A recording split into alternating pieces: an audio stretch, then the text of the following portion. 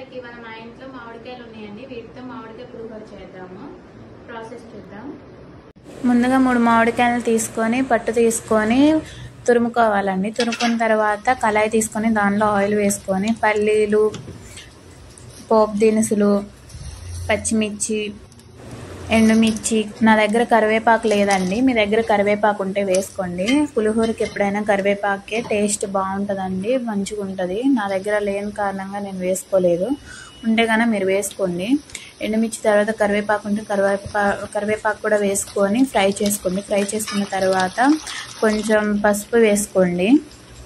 పసుపు వేసుకున్న తర్వాత అవి లైట్గా వేగిన తర్వాత మనం తురుముకున్నటువంటి మామిడికాయని తీసుకొని ఆ తురుమును దానిలో వేసేసుకోవాలండి. దానిలో వేసుకున్న తర్వాత దాన్ని కూడా మంచిగా ఫ్రై చేసుకోండి, బాగా వేగేంత వరకు. ఫ్రై అయిన తర్వాత తాలింపుని తీసి పక్కన పెట్టుకోండి.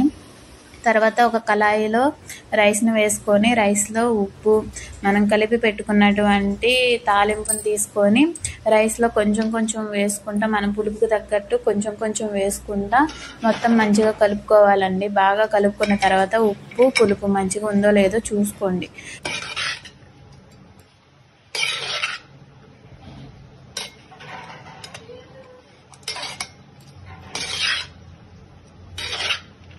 అంతేనండి, పులిహోర అయిపోయినట్లే. చాలా బాగుంటుంది, టేస్ట్ కూడా చాలా బాగుంటుందండి.